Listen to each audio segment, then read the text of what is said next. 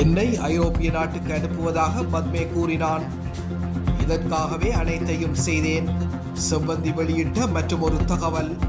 கொழும்பு அள்ளுத்கடை நீதிமன்ற வளாகத்தில் பாதாள உலக குழு தலைவர் கணேமுல சஞ்சீவ சுட்டுக் கொல்லப்பட்ட சம்பவம் தொடர்பான விசாரணையில் முக்கிய சூத்திரதாரியான இசாரா செவ்வந்தி பாதாள உலக குழுவின் தலைவரான கெஹல்பத்ர பத்மே தன்னை ஒரு ஐரோப்பிய நாட்டிற்கு அனுப்புவார் என்ற வாக்குறுதிக்காக மாத்திரமே இந்த கொலையில் பங்கேற்றது தெரிய வந்துள்ளது. நேபாளத்தில் கைது செய்யப்பட்டு நாடு கடத்தப்பட்ட செவ்வந்தி இந்த கொலைக்காக இந்த பணத்தையும் பெறவில்லை. ஒரு ஐரோப்பிய நாட்டிற்கு செல்வதுதான் அவரது ஒரே கனவு. அதை நிறைவேற்றுவதற்கான பத்மேவின் வாக்குறுதியே சஞ்சீவவின் கொலையின் உள்ளூர் திட்டமிடல் தலைவியாக அவர் செயல்பட காரணம் என விசாரணைகள் மூலம் புலப்பட்டுள்ளது. இந்த வாக்குறுதியை நிறைவேற்றும் பொருட்டு பத்மே போலி கடவுச்சீட்டுகளை தயாரித்து செவ்வந்தியை எப்படியாவது ஐரோப்பாவிற்கு அனுப்ப JK பாய் என்பவருக்கு ரூபா 65 லட்சம் வழங்க திட்டமிட்டிருந்ததும் தெரிய வந்துள்ளது. விசாரணையின் போது இந்த கொலைக்காக பத்மேயிடமிருந்து தான் இந்த பணத்தையும் பெறவில்லை என்றும் நேபாளத்தில் வாழ்வதற்காக அவர் மாதந்தோறும் தனக்கு பணம் அனுப்பியதாகவும் செவ்வந்தி தெரிவித்துள்ளார். சிறு வயதிலிருந்தே பத்மேவின் போதைப்பொருள் விற்பனையில் ஈடுபட்டிருந்த செவ்வந்தி தனது வெளிநாட்டு கனவை பற்றி அவரிடம் அடிக்கடி கூறியுள்ளார்.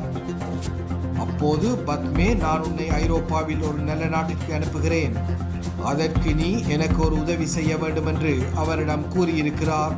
செவ்வந்தியின் கனவை நனவாக்குவதாக உறுதியளித்த பின்னரே சஞ்சீவவின் கொலை சதிக்கு பத்மே அவரது உதவியை நாடியுள்ளார். இதற்கிடையில் இஷாரா செவ்வந்தி உட்பட நேபாளத்தில் கைது செய்யப்பட்ட 6 பேரையும் 90 நாட்கள் தடுத்து வைத்து விசாரிக்க காவல்துறை அனுமதி பெற்றுள்ளது. மேலும் கெஹல்பத்ர பத்மேயுடன் கைது செய்யப்பட்டு நாட்டிற்கு அழைத்து வரப்பட்டு கலனி பிரிவு குற்றப்புலனாய்வு பிரிவின் காவலில் வைக்கப்பட்டுள்ள கம்பஹா பாபா என்று அழைக்கப்படும் ஒழுங்கமைக்கப்பட்ட குற்ற கும்பல் உறுப்பினர் என கூறப்படுபவரிடம் மேற்கொள்ளப்பட்ட விசாரணையின் போது 50 உயிருள்ள T56 ரக தோட்டாக்கள் கண்டுபிடிக்கப்பட்டுள்ளன. இந்த உயிருள்ள தோட்டாக்கள் கந்தானை கெரவலப்பெட்டி அதிவேக நெடுஞ்சாலை நுழைவாயிலில் உள்ள ஒரு தூண் அருகே மறைத்து வைக்கப்பட்டிருந்த நிலையில் மீட்கப்பட்டுள்ளன.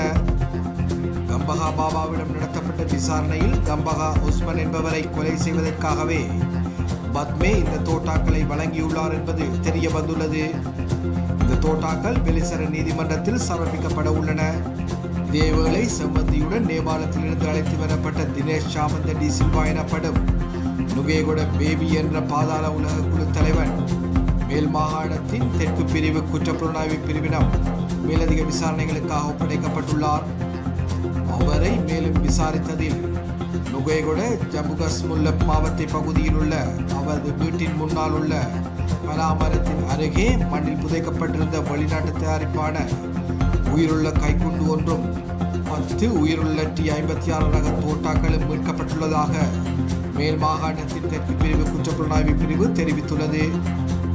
சந்தேக நபரான நுகேகொட பேபி 2016ஆம் ஆண்டு நுகேகொடையில் ஜம்புகஸ்முல்ல பகுதியில் நடந்த ஒரு கொலை மற்றும் பல ஒழுங்கமைக்கப்பட்ட குற்றச் செயல்கள், போதைப்பொருள் விநியோக வலையமைப்பு ஆகியவற்றுக்காக தேடப்பட்டு வந்தவர் என்றும் போலீசாரின் கண்ணில் மண்ணை தூவி வெளிநாட்டுக்கு தப்பிச் சென்று துபாயில் பதுங்கியிருந்ததாகவும் போலீசார் தெரிவித்தனர்.